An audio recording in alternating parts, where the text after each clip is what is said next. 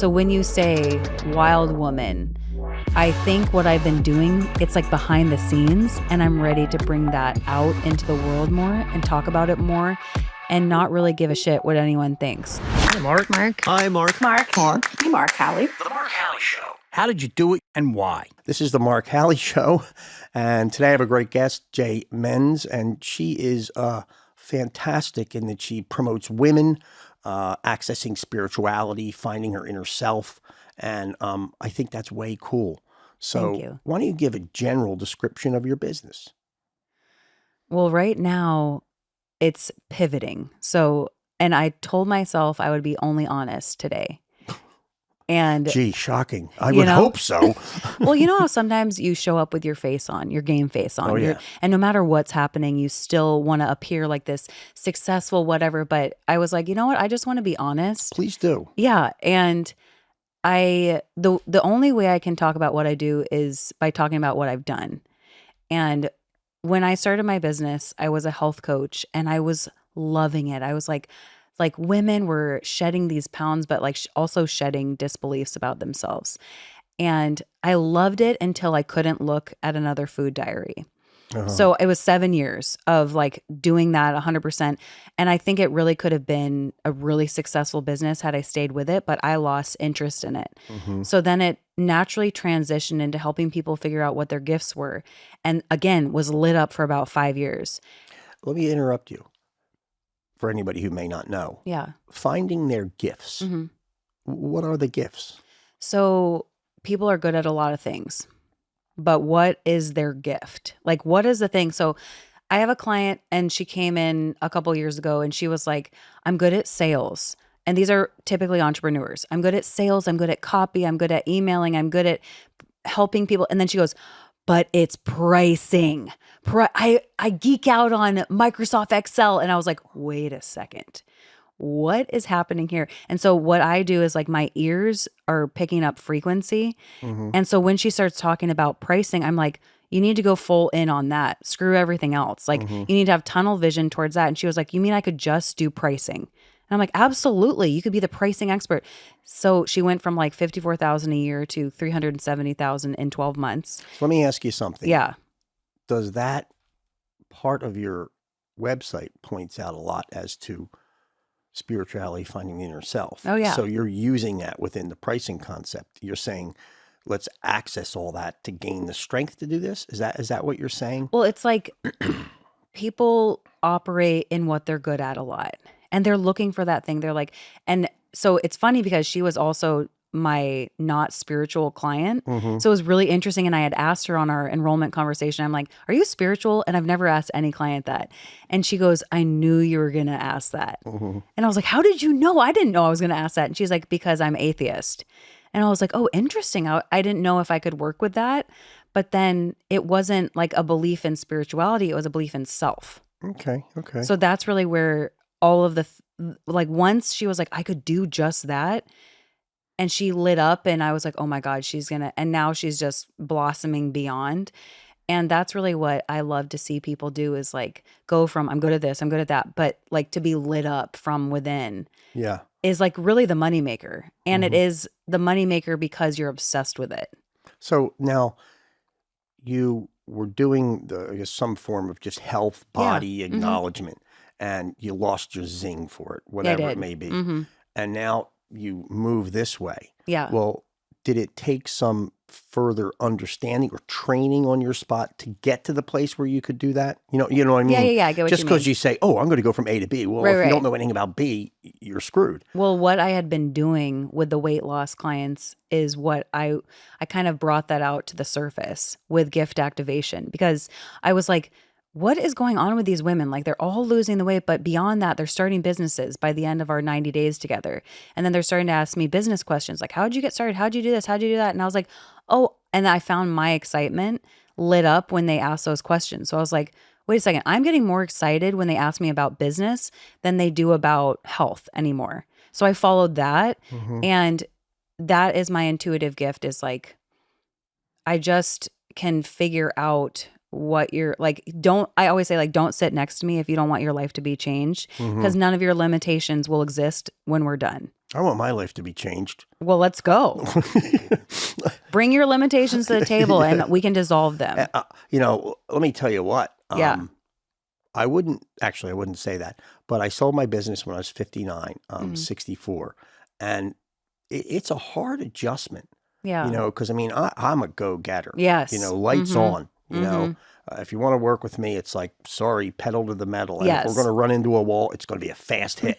And, but then you stop and all of a sudden, boom, Momentum dies. you're gone. Mhm. And now what next? Yes. So I guess you hit that one way or another, and you ran into a wall with this thing Pivots. you're doing. So you just boom, boom, try and turn. Pivot. And it came as a result of you. Give me an example of somebody other than that woman. Yeah. Of where did you bring them over? Mhm. Did you convert them to the other? Okay, we're not doing lost weight. We're going to jump over to this inner work relative to your business or relative to your personal life. I don't think the same weight loss clients. Well, okay. So one of the women that came in, she was like, wanted to lose weight, but what we ended up doing, and that's the thing, it had nothing to do with weight. It never does. Mm-hmm. It had to do with, do I suck? Does everything I ever made a mistake about mean that I'm going to suck for my whole life? Yes. No. And I was like, oh, I love doing the emotional stuff way more than anything else.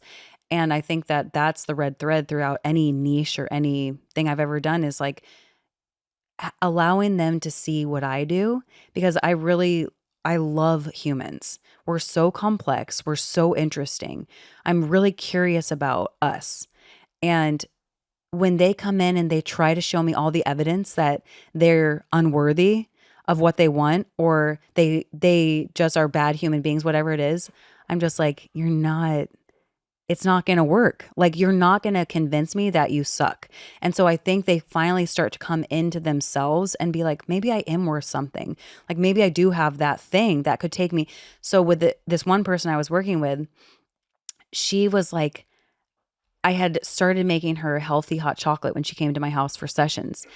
And she was like, man, this would be amazing. She sold airplane parts and she was making like $500,000 a year. Yeah. And she was like, I need something healthy when I'm traveling. So then she was like, what if I made like healthy hot chocolate packets?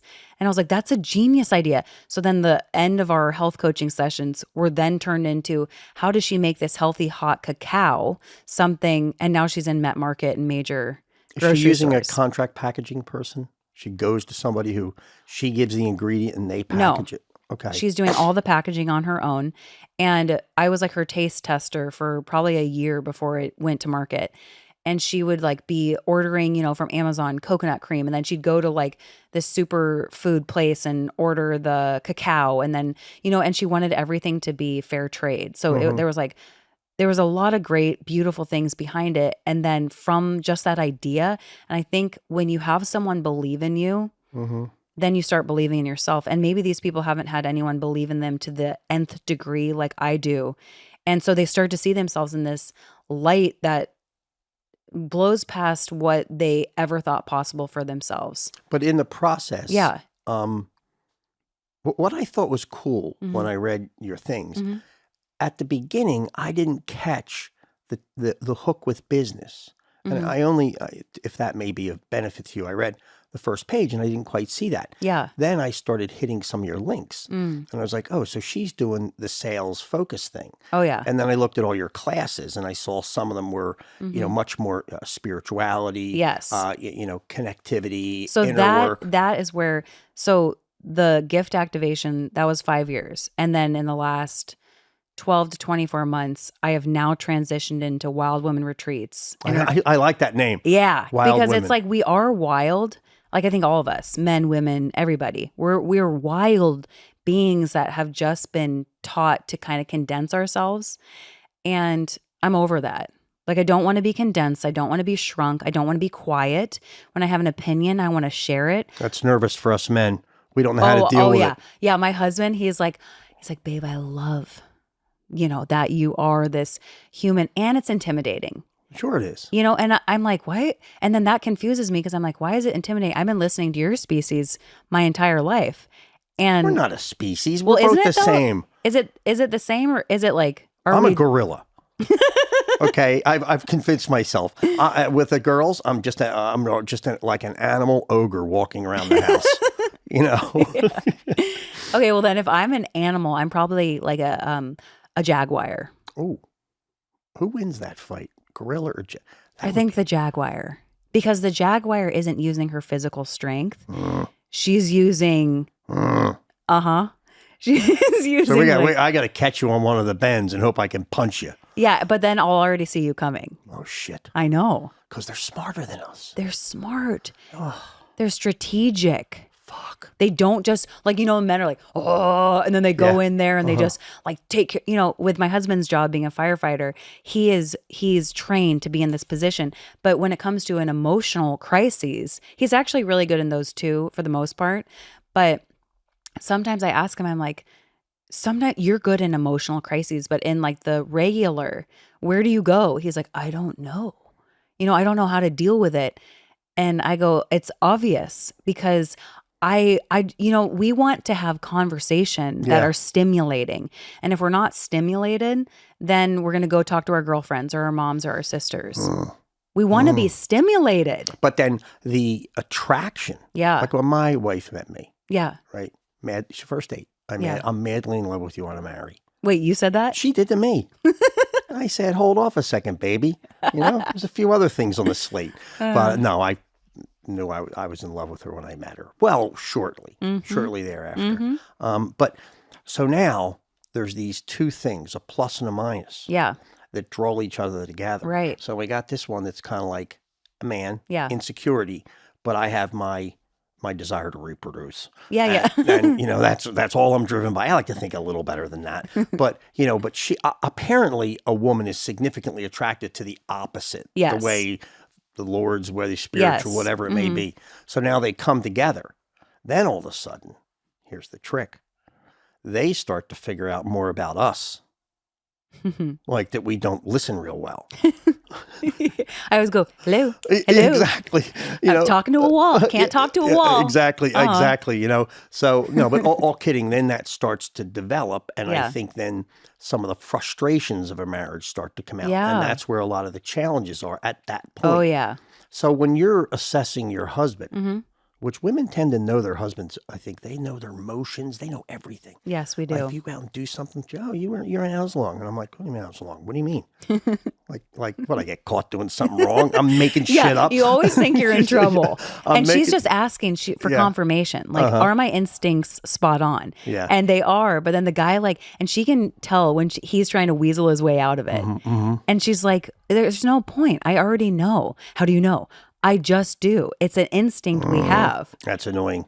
Oh, it's probably so annoying, but it's also the greatest gift because, and when we're new mothers and we have that, we wake up 5 seconds before our baby wakes up, Yeah. and then the baby starts crying. It's like our instincts are just in us. And going back to the wild woman is like, that's what I'm teaching and showing how to get back to. Let's talk about wild women. I'd like to have people to hear about that.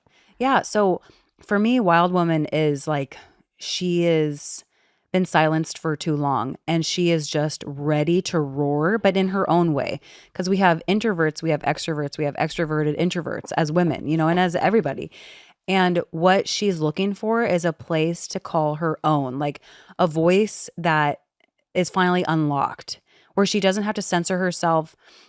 And she doesn't have to think of the best thing to say. She just allows things to flow out.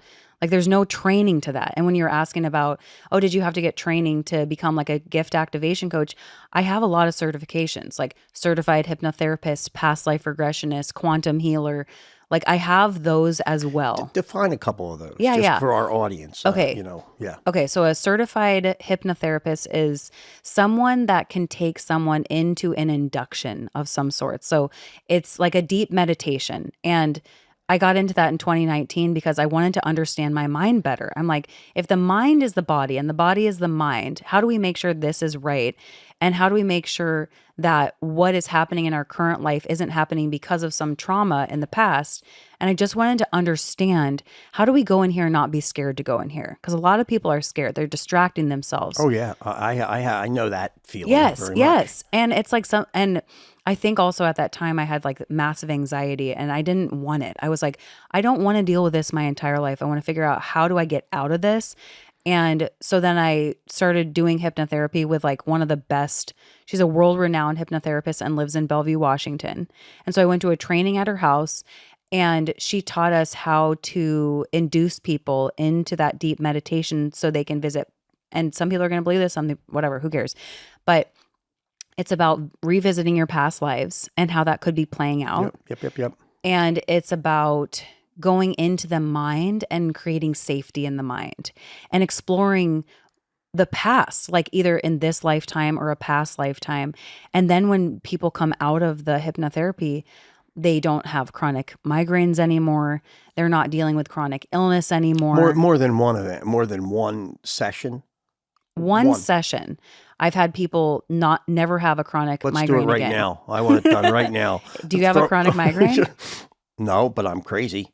Okay. Oh, crazy. We got to get a little deeper to, Oh, you know. we will. Oh, we Oh, will. we will. Yeah. I want to know the crazy. Mm-hmm. Okay. So that's that. And then with quantum healing, it's kind of working in the void space where everything is zero. So it's like you can take someone into that deep state of meditation again, and then you have them go into an angelic realm where they're now above what's happening currently, above the state, above the country, and you're in like the ethers, you can call them.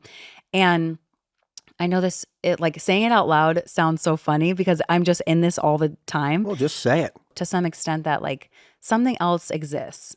You know, there's whatever. So going back into it, because I don't want to lose my focus, it's called ADD and we sorry. got to stay focused. But then you go into this like zero space where everything feels like nothing and nothing feels like everything. And it's all done through the power of the mind. And it's all done through your voice and like how soft you can go and how easy you can get someone into a trance meditation. Yeah. And then when they experience the oneness, they're like, oh my God, like the anxiety doesn't exist. The fear doesn't exist. Nothing exists beyond just that feeling that we are all operating on the same wavelength. So I think about that a lot. Like when I see someone, you know, we live in Gig Harbor, and when I see someone in Tacoma and they're homeless, I'm just like, ouch, because it hurts me because I am them and they are me. Right. So like I look at everybody as we're all something. And like the beauty that I see in someone else, I'm like, oh, it's just a mirror back to what I like about myself too. Or something I don't like about someone, I'm like, God, they're really irritating me. I'm like, oh, that irritates me about me too. So I think everything's a mirror. And so that's what the quantum healing and the hypnotherapy and the past life regression, I do think that getting these certifications is beneficial. There's some people that don't have anything and that's cool too. They operate solely on intuition, but there is something to be said about being trained. Yes, absolutely. Yeah. Because I know a lot of people in the spiritual world are just full instinct and they're remarkable teachers and leaders, but there is something to be said about like, well, like I've had someone get stuck in a hypnotherapy where they like aren't coming out. Mm-hmm. And I'm like, had I not been like confident in myself, I might have freaked out and been like, oh my God, they're not coming out. They're not. But then I was like, okay, she's probably going to take a slower way out. So then, return. Yeah. And then, so because I've been trained, I know how to get her out. So I think it's peaceful of my own mind. I can help someone get out of a situation. And a lot of anxious people do not like, they're like, oh my God, hypnotherapy. I could never do that. Mm-hmm. Or like a deep meditation because they're like, my mind goes and goes and goes and goes. Yeah. And I'm like, you need it the most. You know, on that end, Mm-hmm. I will say, you know, I recovered in 25, 26. I Yeah. went through rehab, the whole shooting match, Whoa. detox. Oh no, bad situation. It was around when my mother died. Yeah. But I had the problem was at full steam. She sent it over the edge. On her deathbed, she asked me, don't live. I'm a huge Irish family. Yeah. So you know, don't live the life like you know so many in our family. I Mm. can't watch that. Yeah. You know, and that crushed me. But for 6 months, like a typical guy, I just shut it out. Anyway, I went to rehab, Yeah. detox, and then a lot of therapy, and I found it very helpful, but it had barely scratched the surface, Oh, yeah. and I was going to tons of AA meetings Mm-hmm. and loved that and continue to do that. But as time moves on and you start to just be who you are, all of a sudden there's these little stories that are just running back there, and they're not nice. They're not back there saying, "Oh, Mark, you're charming." No, they're back there saying, You're a fuck up. Yeah, you're a fuck up. Yeah. You suck. You suck. Just everything. I used to say, and I struggle with depression and anxiety. Yeah. And so I used Do to you say say you struggle or you struggled? both. I mean, for the moment, it's never going to go. I can't say it's eradicated. Yeah. There are some episodic things that I've learned that if these things pile up, I have to be really attentive, because they For will, sure. you notice them all of a sudden getting out of bed's like, I say, it's like pulling Velcro. Yeah. You're just Yeah. like, I got to get out. And Yeah. I was able to. But what I'm getting around to is, so I started being like, okay, I'm done with these therapists. I want to deal with somebody. So I found some woman online who does this similar to what you do. And I don't know what it was called. Was it EMDR? No, I've done that. No, it was, okay, so what she did. Yeah. Okay, now, this is new age to me. I'm just kidding you, but I mean, I'm 1960s born. So Yeah. they're like, oh, you're going to go into this room and they're going to lie you down. But I'm like, screw it. I'm just going to go with an open mind. I told my daughters, and they're like, oh, that's great, Dad. So, I'm going in, I'm thinking, oh, this is weird. Yeah. So anyway, the bottom line is I get in there, and she does like maybe it's an hour, maybe 20 minutes of sort of therapy talk. Then several times we did meditation, which I meditate on my own quite a bit.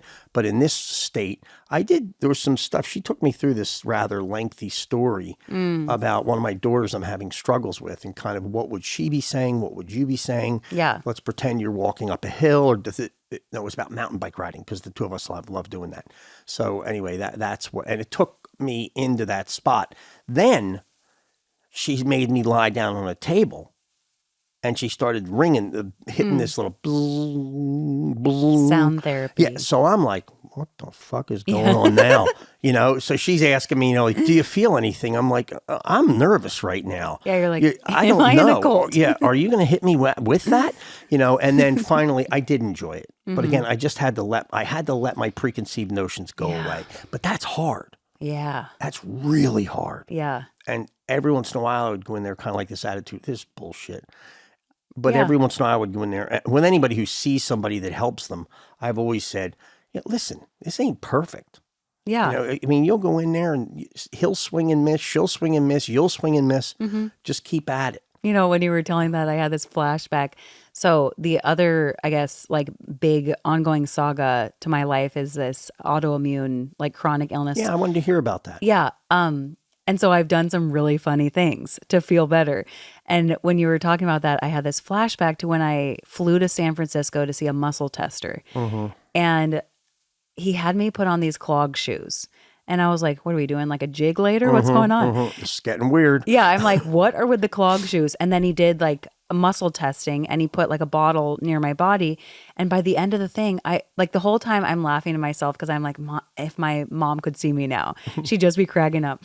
And he's just muscle testing. But I walk out and I have like 20 bottles of supplements.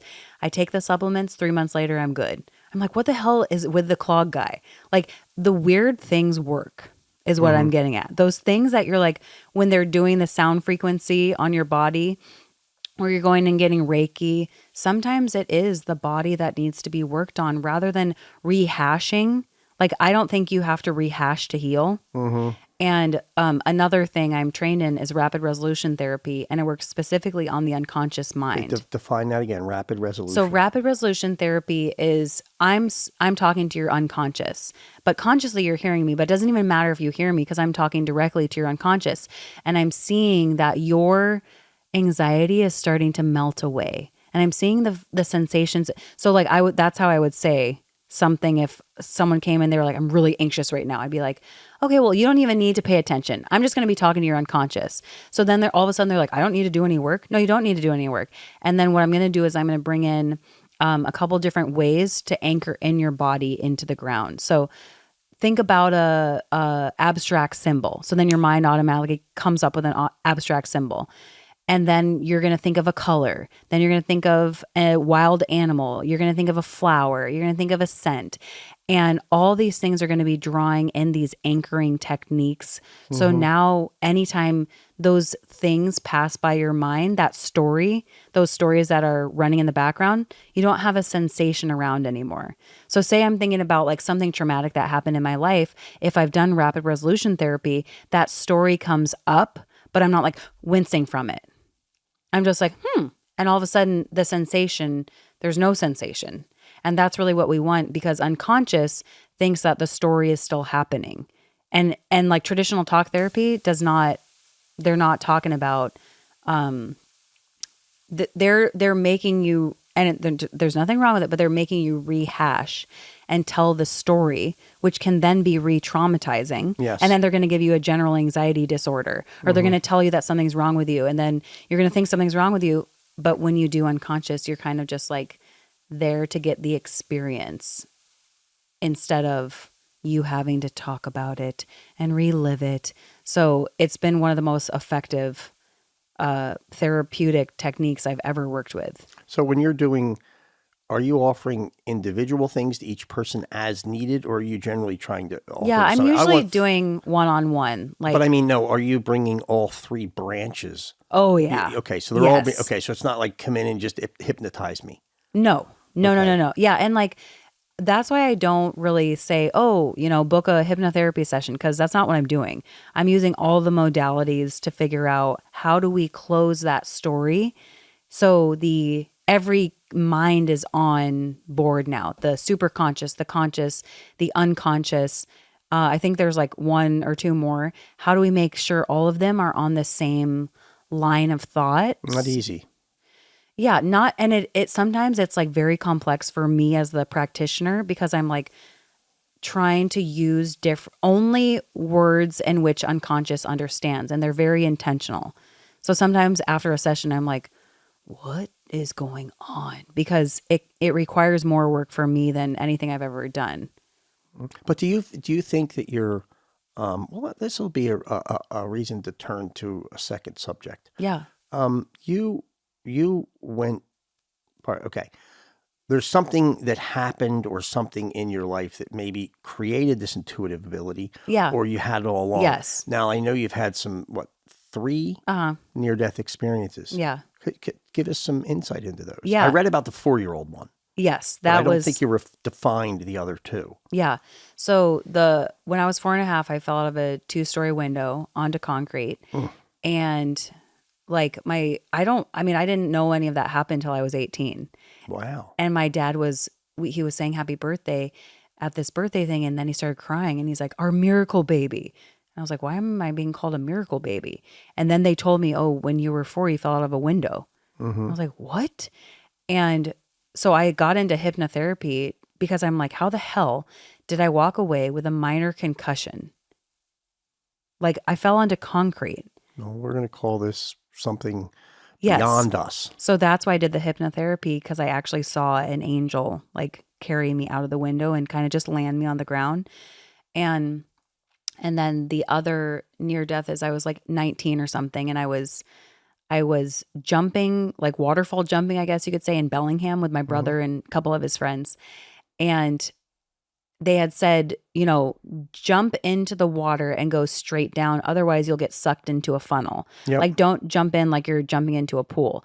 My mind did not comprehend that.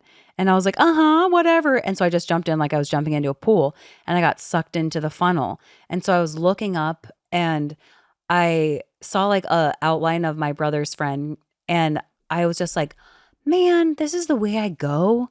I'm going to drown. This sucks. This ain't right. But that's what I was just thinking. And I was like, my dad is going to be so mad at my brother because he brought me here. And I was like, I hope he's not too mad.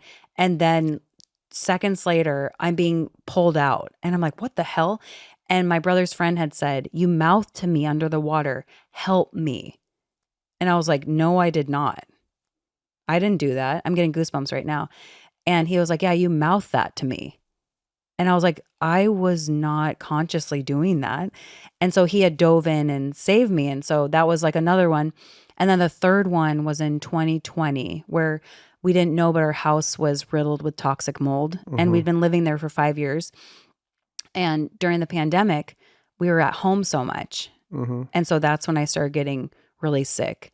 And I went to so many different doctors. They couldn't figure it out. And my skin was so gray.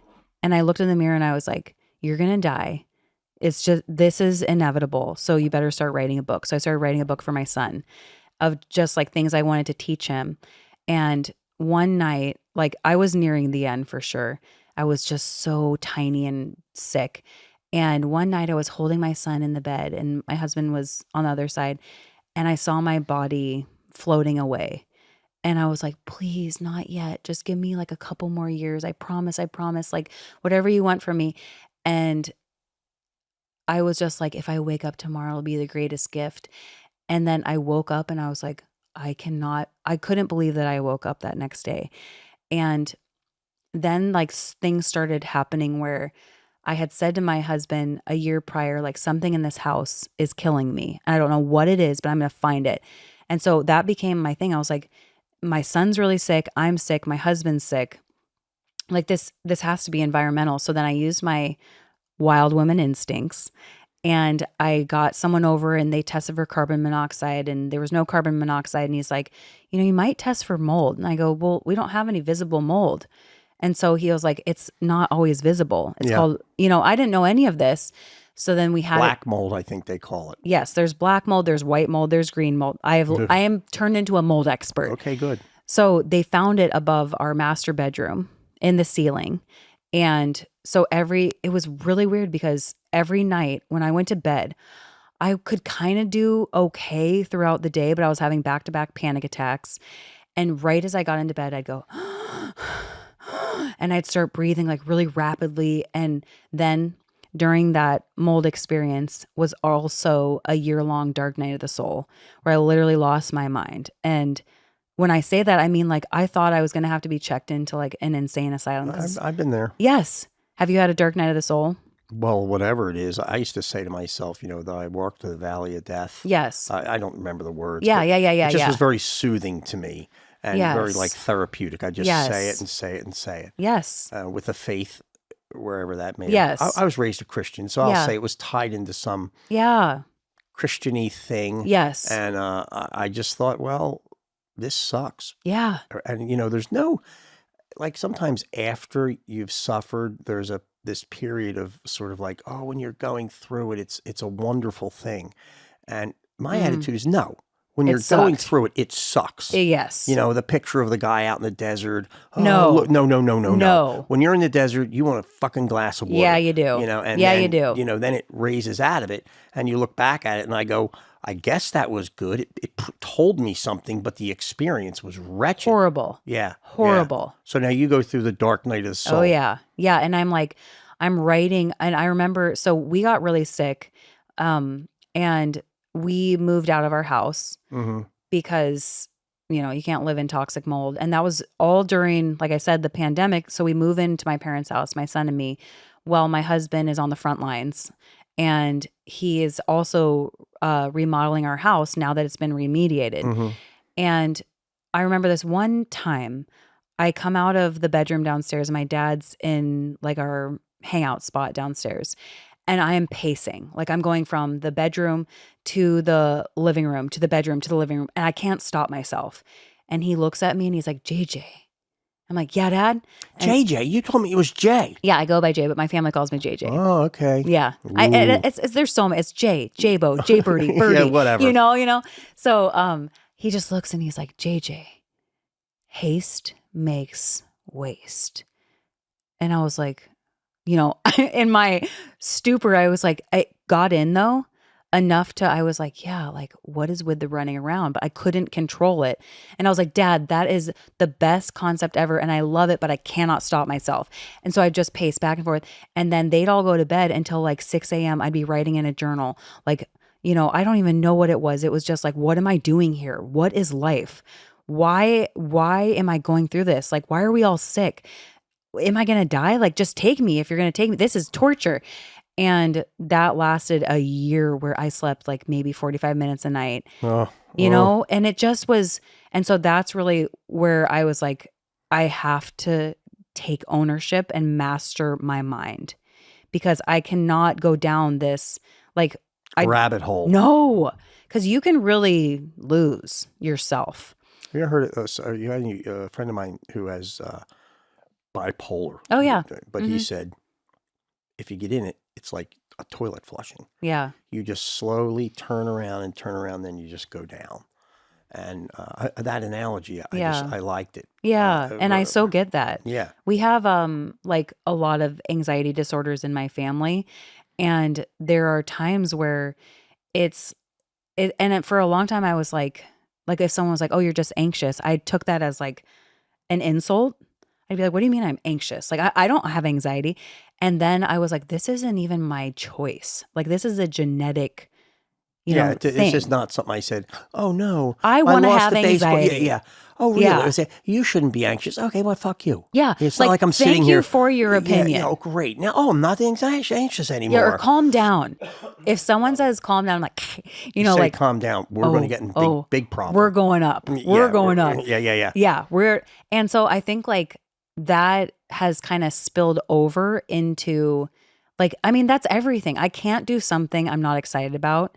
And that's why like I pivot. The moment I start to like lose resonance with it, I pivot, and it creates such a confusion for me within a year or two of the pivot. And then once I land again, I'm like, oh, I'm so glad I landed. Because when you, like you're talking about, you sold your business at 59, and then it's like, what next? That's like how people feel when they graduate college. It's like everything's been planned out. And now what the hell am I supposed to do? Yeah, the shit has hit the fan. I got to get a job. Yeah, and even if I was watching Simone Biles' documentary last night, and she goes, I achieved my greatest dream at 19. So what the hell do I do from here? Now, did you work with her? I'm interviewing her coach. Oh, that's right. In like 2 months. Cool. Yeah, I know. Insane. Yeah. And I think that's like, I really am fascinated by people's minds. Like, how did you get to that? And do you want to keep that, or would you rather have another thought pattern start? And so I love like athletes' minds. I'm like, oh, I love hearing, because they are very faith filled and visualize everything from the start of the game to the end of the game. And it's so fascinating because I'm like, how did you strengthen your mind? And they're like, practice. So then I like start thinking, I'm a really deep thinker of like, how does you started there? Did someone tell you that, or did you do that to prove it to yourself? Or did you do that to prove it to your parent that said you couldn't, or a teacher? Like I'm so fascinated about why do you do what you do in the way that you do it? And I think that's whatever lights you up is going to light other people up. And if you go into a room and you're like, I'm not interesting, I don't have a story to tell, well, that's how people are going to perceive you. But if you go in and you're like, I'm a badass, I have a lot to share and a lot of ways to help people, then people are going to see that too. So it's like when you do the internal work, everything changes externally. Well, first off, I'm that way. I Yeah. mean, to me, I believe nobody understands the power of excitement and motivation behind something, and you feel it here. In a way, you're not selling anymore. You're not selling. No, now you're in the You're zone. sharing. Yeah, and so where was I on that? That for me. So where was that? Where did that come from? And that's the spirit of this conversation. Yeah. Because much like you, I spent my whole life selling. Yeah. And I met people upon people upon people. And I would always think, like, I meet a guy in a warehouse, and I think, why does he want to be a guy in a warehouse? Yeah. Yes. Like, what happened to his brain versus my brain? Yeah. Why? Like, sometimes a guy in my warehouse never accepted a promotion, worked same age as me, walking around. Hey, Joe, you want to move up? No. So now I'm like 49. I've just borrowed a bunch of money. Yeah. I'm running around like a chicken without a head, all freaked out. Yeah. I go out and see him, and I think, so who's happier? Oh, therein lies the question. Yeah, like why is he peaceful, calm, or on the outside? Right. But he seems it, and I just think. Then I started speculating, like why? Like why? Why do I want to be what I'm doing? Yes. Oh, yeah. And that's like, that is the thing. I think about that all the time too, is it's not, and that's like, it's a mind-blowing conversation because it's not how much money you make. And you realize that. Yeah, you realize that when you've made more than you're like, this is great. But then you're like, why do I still have anxiety? Or like, why is the person that I check out with at the grocery store always like, have a great day? And she's always like, bubbly. And I'm like, what are you doing?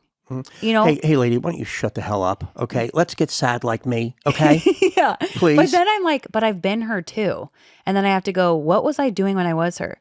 Oh, well, I was teaching yoga. I didn't have like so many responsibilities, or like I didn't have as much pressure. And I'm like, but then if you want big things, you have to figure out how to deal with pressure. So then that I think it's like a constant training of the mind of how do you keep going for what you want and allow it to kind of roll off your shoulders and not rattle you. Because and like I think, how you were saying earlier how opposites attract. It's like I'm just this like fireball, like I'm assuming you are too, like this fireball of energy, like can go and go and go, but I long for groundedness. I think if like a woman like you, if I married you, oh my we'd last God, about 18 months. It would be done. No, and minutes. Yeah, you'd be like chasing around trying to beat me. It would be like up to the sky. Boom. Yeah, it would be an explosion. Yeah, and my wife. Oh, I'm sure she's the most grounded. She takes. Yes. Listen to this. This is a mental problem of hers. She will take like an hour and a half to have her coffee in the morning. She's a genius. Yeah, no, I have been out.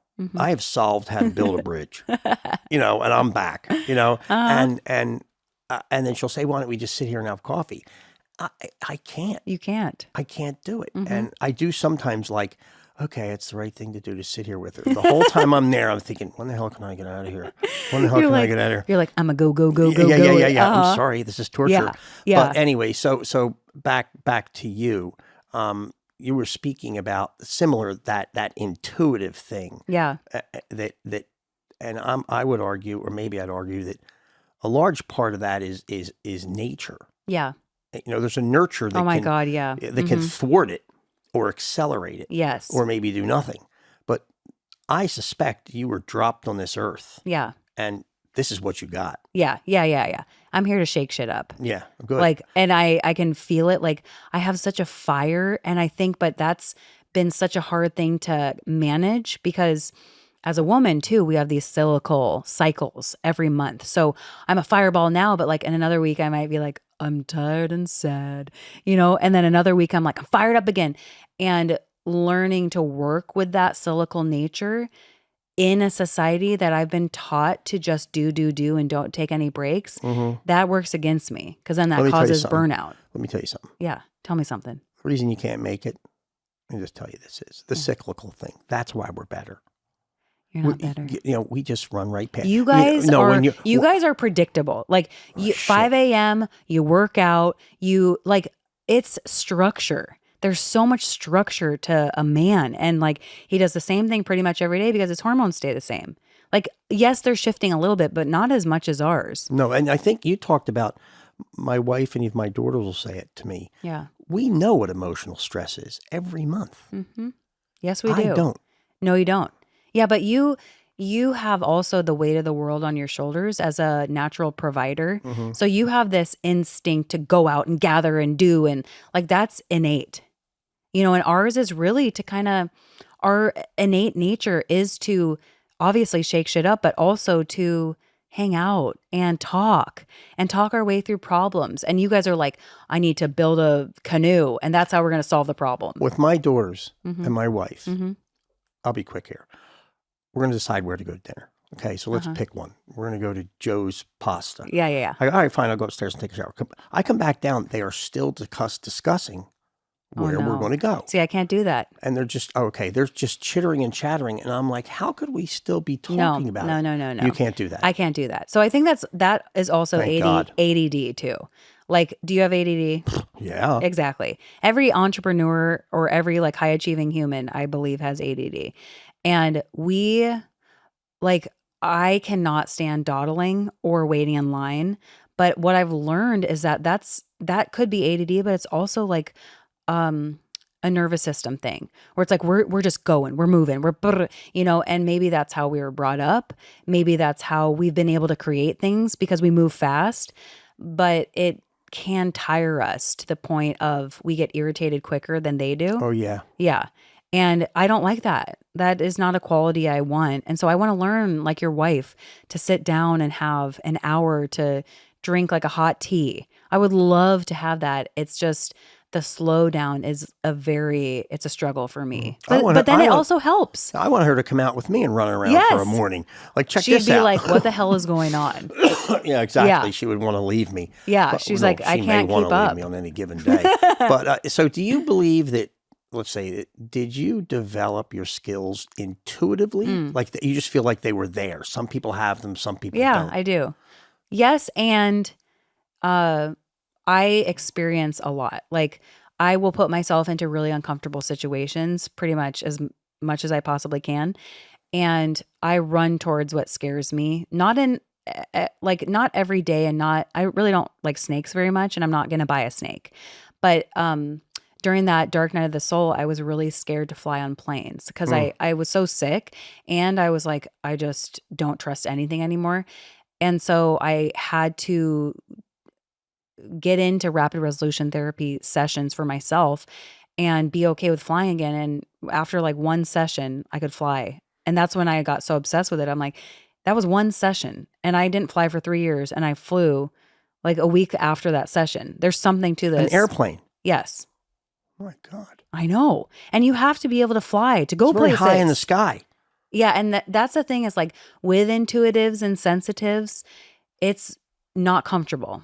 Like, and also people who like to be in control. Mm-hmm. We don't really love flying. Mm-mm. We do not. We're like, for God's sake, like, and then we're like, maybe I should get in the pit. And that could, and that's like so idiotic. I have no training. That's insane to think that I could even I could be like, is everything going okay up here? Like I could maybe emotionally calm them if they were rattled, but they've been trained not to be rattled. Yeah. So anything and that's what I've learned through rapid resolution therapy, and I can't talk about it enough because it's saved so many people, is that we're taught to kind of stay away from what scares us, but when you run towards it, the fearful thing backs up. So we like get bigger and it gets smaller. Mm-hmm. So that's what I just think is like, when you're scared of something, don't not do it, go do it. Oh, I'm in on that. Yeah, yeah. And like, do I love small confined places? No. And will I put myself in like I'll test myself, like, and I think everybody should test themselves, but like, and go a little deeper next time and go a little deeper next time. But really it's like I think one of my missions on this earth is to help people dissolve fear so they can go do what they want to do. Mm-hmm. Yeah. And you're with specifically with women. I guess not men, but I mean, I've worked with some men, but your website and everything. Yes, I don't understand men as much as I do. Like men to me are complex, even though you guys say you're all simple. To me, they're more complex because I'm like, what an odd way to respond to that, like through my lens. Mm-hmm. Like when I say something and my husband's like, well, you're attacking me. I'm like, how could that be an attack? So interesting. I do the same thing with my wife. Know. It's freaky. It's so... She always attacks me every day, all day. It never stops. She's like, all I asked was, could you do something for me? And he's like, you're attacking me. And so I can't really get into... I don't want to do what I don't understand. So I want to do what I understand. I understand a woman's mind because I am a woman. With a man, I can help them, but it's harder for me to get in and get deep fast. Yeah, it's not our nature. No, and like when they do go deep, sometimes it can be really scary, and then they back off, and then I don't hear from them for like 6 months. There we go. That's me. Yeah, and I'm running. I'm running. I'm like, are you okay? Like, I want to make sure you're okay. I don't want you to run. Yeah. I want you Try to catch me. Yeah, exactly. So women is, I just love women. We're just awesome. And men are too, obviously. I have a son, I have a husband, I have a dad, like, but we just have these innate abilities that I believe have been silenced and muted for enough years. And now we're really here to allow our voices to be heard in a way where we're not proving, we're just speaking. I mean, my attitude is bring it on. Yeah. Hell yeah. I'll beat you. Yes. I mean, it's just that's my take. Yeah. All right, come on. Let's do it. And if you win, I'll be like, fuck. You know what I mean? But I mean competitively in business. Oh, yeah. I don't care about, and see, competitively, I'm just me against me. And I say that with every ounce of truth in my body. I'm me against me. There's no competition. Like, if you're killing it, that's awesome. And that is my like belief system. You're making $1 million in a month. That's badass. But that's where it ends. For me, I'm like, what am I doing differently this year than I was last year? And that's a woman thing too, I think, versus a man thing. They want to show up and show out. No, let me interrupt you there. Yeah. You were making a comment about men and this, sort of directed. Oh, show in and show out. Show in and show out. Yeah. First off, I believe much more than maybe women realize. There is a lot of, I'm sure you know this, or maybe you don't know it, but as a man, there's a lot, you're thinking a lot more than what's showing up on the outside. What's showing up on the outside. And I think by nature, we've been trained or whatever, you just don't show it. Okay. And that's the way it goes. Yeah. In my family, I always feel like sometimes with my family, it's like, oh, I'm trapped in that. Oh, yeah. I'm trapped in that Hallie brain. Like I can feel the logic coming through me. And I'm like, oh, I don't want that. I don't want that. But it's hard to release from. Yeah. But that has helped me a lot. I mean, when I was working, people would come in and say, like, what are you talking about? Well, I'm ADD freaking out. Yeah. And I'll be saying like, let's do this. Let's do this. And you're starting in, yes, you like, because I feel like I do the same thing sometimes. I get what you're saying. Tell me if I'm right or not. Go for it. But my team, I have a online business manager and an assistant. And sometimes they go, did you get what she was saying? And they'll go, no, did you? Because I tend to start in the middle of a thought. Here. Yes. And so like it's all making sense in my mind. So then what comes out, they're like, what the hell is she talking about? I'm like, oh my God, I'm going to have to slow down so much to go back to the beginning to explain what I was saying. But it's like we have these epiphanies that just come up and we can't slow ourselves down enough. So you're too riled up about it. Yeah, you're already too riled up. And so like even when we're in the car, my husband will be driving and I'll go, oh my God. And he's like, oh my God, what? And then I'll say something and then I'll tune out. And he's like, is there an end to the story? And I go, yeah, it's too boring. And I'll like already move on because it's too boring. Yeah, it's interesting you say that because at business, I'm good at picking, but I'm not good always at communicating it. Yeah. Because it frustrates me when somebody doesn't see it. I'll be like, okay, or they'll want greater definition. And in business, my attitude is, it's a lot gray. I know. It's hard to explain. Yeah, I sold all my life, right? And I was very good at it. Yeah. And trained my ass off in it. Yeah. And I used to say to people, it's weird when you're trying to close business. It's like a music. You just feel it. If you've done it enough, it just flows. Yes. And and I used to say that's what it is. You just go. Like here's I used to say to men the analogy. When you're with a girl, when do you try and hold her hand? Where did that decision come from? Energy. Something. Well, that's what sales are. Yeah. You gain this energy and now you feel like, oh, I can hold the girl's hand. Yeah. And that's just the always way I had an analogy for it. And when I would try and explain that to people, some of them understood it, but most didn't. Maybe it's because I had then that would confuse me that they didn't get it. Yeah, well, me too. And they just don't. And so that's where a lot of sales training classes are based on, is giving you this methodical thing, which is great. But if you can't flow through the lines Yeah. of it, Yeah. because you're not selling a product anymore. No, I you're don't think not. you are. No, It you was, never are. yeah. And I was selling bags to the coffee industry. Mm-hmm. So there's, in order to get, it's a highly technical product, but by the end of it, it's not that anymore. Mm-mm. My biggest problem is I want my customer to like me. Yeah. Yeah. Well, And I mean, like as a entrepreneur and business owner, if they don't trust me, they're not going to get results. no, I always say when they get ready for bed at night, I don't want them worrying about what I'm going to be doing for them. Yeah. They lie down. I don't Yeah. want them to be thinking, I don't know if I trust Mark. Is he really going to call me in the morning? No. I have 3 other things to worry about. Your job is erase that. Yes. Yes. Your job is like everything I said I would do, I'm doing. And it's like you prove it to yourself and then you prove it to someone else. And if I say I'm going to go do something and I don't do it, I am abandoning myself. Like I'm disappointing myself. And a lot of entrepreneurs are interesting. Like some are really gung ho for maybe a couple years and then they lose steam and then they're out and then they go get a regular job. And then there's other entrepreneurs like me who stay with it. They know it's long term. They know there's nothing else that's coming for them because Play long. yes, it's a long-term game. Like that's it. It's a long-term game. And there's going to be so many things that happen externally that will try to affect your business. And that's what I've really learned this year is like I had allowed things in the past to come and infiltrate into my business. And then that's when sales tank and that's when like you really lose yourself. But it's like if they're separate entities, it's easier to put your life here in one bucket and then your business in another bucket, and then everything stays separate. And you realize that doesn't have to affect that if you don't let it.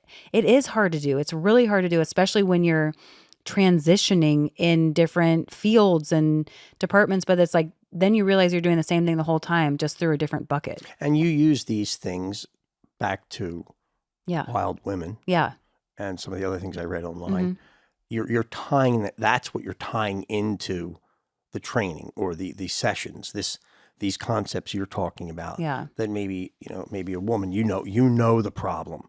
I know it with men, but you're saying I can read from you in interacting with you. I'm getting some message. Oh yeah, I get like messages from the divine all the time. So when I'm on a session with someone, I'll be like, "Hang on one sec." And it typically does that. Like it just go like that. And then something will shoot in usually from the right or the left side. And I'll be like, what happened when you were like 7? And they'll be like, and they'll tell me something that happened, but I'll get those like little intuitive, some people could say that they're psychic. I'm not really sure if I really resonate with that word, but I just say I'm an intuitive. So I'll get these like messages that come in and I'll even say to them, and I've started saying this more now, is like, they're saying that. I don't know who's saying it, but I'm just getting messages. And I'm like, take it or leave it. Like if this resonates with you, great. If it doesn't, that's fine. It was just a suggestion from potentially someone on your team. I'm pretty sure everyone who comes through is on their team. And yeah, it is like, I think when you allow the dark night of the soul led me to, because during that time, we also had ghosts walking in our house every night. So it was the dark night of the soul. We were all dying from toxic mold.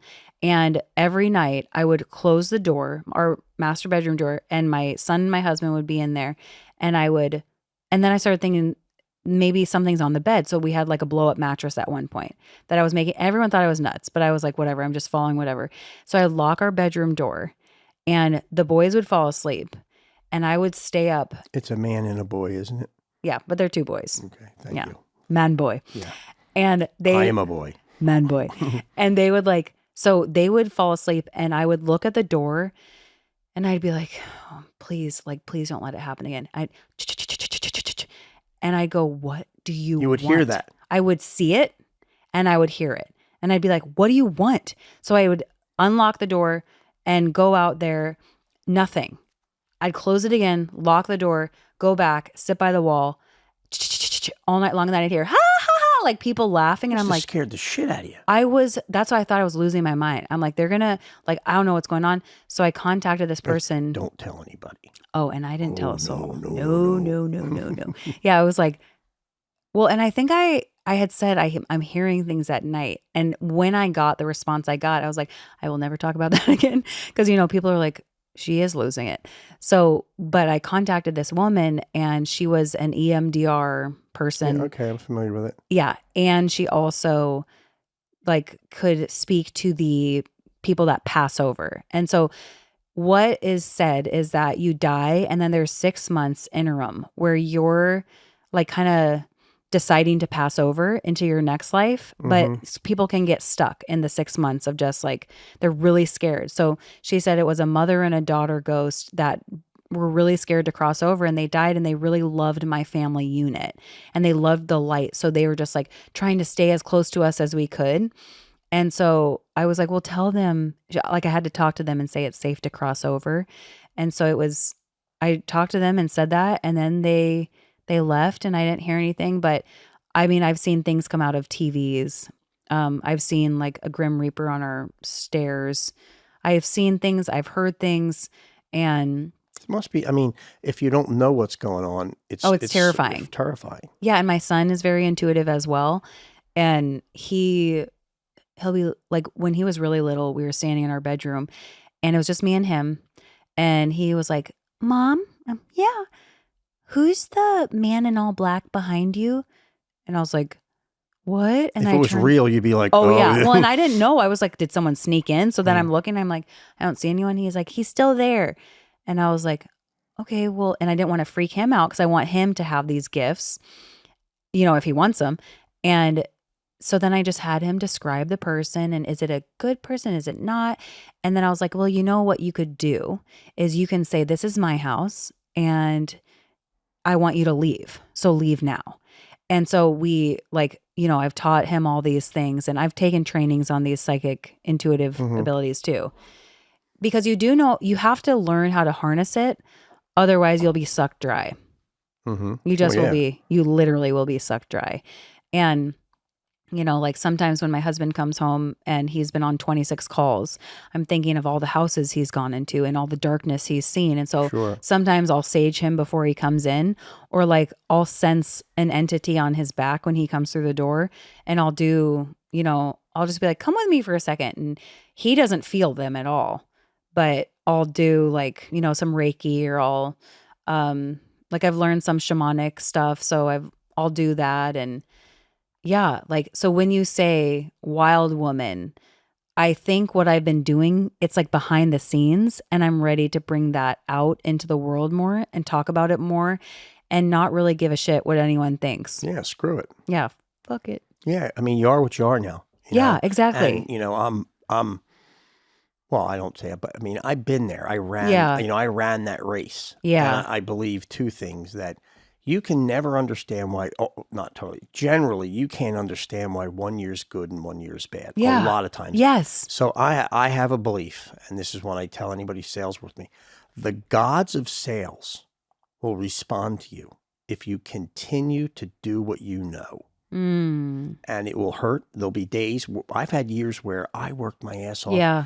And made not barely. Oh yeah, anything. totally. Other years, I'm sitting around, just like, you're like woohoo, and it's like bang, bang, bang, bang, bang. Orders are coming in. So yes. what I learned over time was just keep stroking the ball. Yeah. When you're bummed out, that's it's hard. Yeah. But that, someone like you, that's why we're good. Yes. We can battle through that. Yeah. Now, it doesn't mean in battling through it, there's not a lot of despair. Oh yeah. But yes, there's something in you that says, get up. Yeah. Cut this bullshit. Keep going. This isn't you. And yeah, because and that's the other thing is like the sales doesn't dictate your value. That's another thing I've really hung on to is like, I'm like, because my husband, from an outside view, he's like, why do you make it mean anything about you? Like he doesn't even understand. And I'm like, I love that perspective because it isn't about me. Like 1 year sales are just flying through the roof and you're just like, yeah. Next year you're like, I feel like you get into trouble when you make it about you. But then it's like, don't stop there though. Get curious about why is it happening? Are you doing something different? Are you are you not as confident as you were? Did something rock you? And it's about getting curious and asking questions and trying your best not to judge the experience and make it seem like you're a failure now because you had one bad year. And like you said, when you're going through the dark night of the soul, it's not like, oh, that was what a wonderful gift. It's like, oh, give it back. Can I do it again? no, I do not want to do that again. Yeah, never again. No, like, please, I'm done. I'm good. Do you ever get a sense of, maybe you don't because of your work, but like a mild sense of almost like PTSD? Oh, for sure. Yeah. Yeah. And like sometimes on some days I'm like, Yes. oh shit, it's coming back. Now for me, the way I've learned to exercise, huge. Yes. Yes. And I'm a weirdo history freak. So I'll just sit and like escape into these books. I love books. Yeah, I just sit there and, I'm reading everything. I've been all over the Middle Ages, I've been I'm just whacked, but it just gives me such comfort. Yes. And you want to know one of the reasons I started reading it was being raised as a Catholic. Yeah. And I'm not challenging anybody on this, but there was a lot of, talking about Jesus Christ. Okay, I got it. So I started reading this book about the first century BC Cool. and the first century AD in the attempts to find this dude, right? Yeah. And as I got closer to it, it started to be much more charged with less objective fact.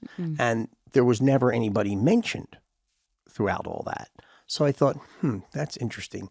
Well, whoever that person was, in one way or another, they had a massive impact on the Western world and not on the Eastern world. It's this concept of right, wrong, and, you shouldn't do right, you should not. Yeah. But that each individual has its own relationship with God. And other religions don't. Yeah. They have a more broader. But so I started going through that. Then I started tracing that.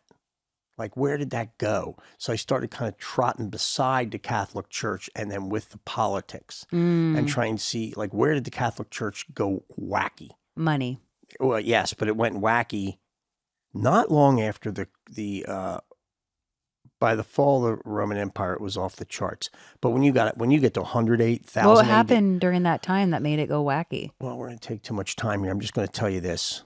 All the shit falls down. Nobody's doing anything, right?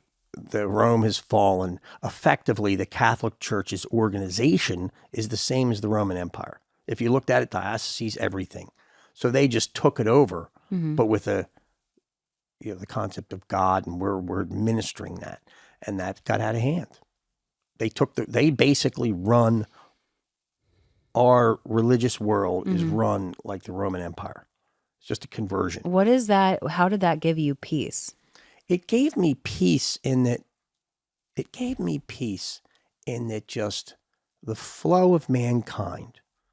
There's faults everywhere. And there's this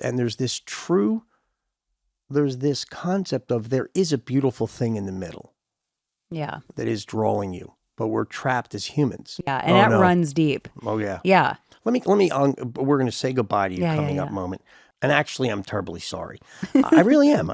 I've just thoroughly enjoyed chatting with you. It's been so fun. Yeah. And let's just say, I want to conclude with the idea of, let's say, where do you see your business going, and why would it go that way? I love that question. And can you see out there, or you just wait for it to come to you? I'm not a big long-term planner. And because I am so intuitively led, what I see happening is leading more wild woman retreats and ceremonies and getting really, like, I feel like I'm being called and asked to go deeper. And so that's exactly what I'm going to do. And I see it morphing into something different, like something more feminine, because I think that sometimes in business, we have to put on that masculine hat. And I really just want to dive into the feminine. Go for it. Yeah. Men, I tell my girls this, we are afraid of women. Men, we have a brain that is more hunt, catch. Yes. Right? So a young looking woman comes in and she's don't come in here with all the va and boobies and all that shit. Yeah, Fuck yeah, that. yeah, You yeah. come in here and you're directed and you're getting your shit done. There's something about a man that's scary. Yes.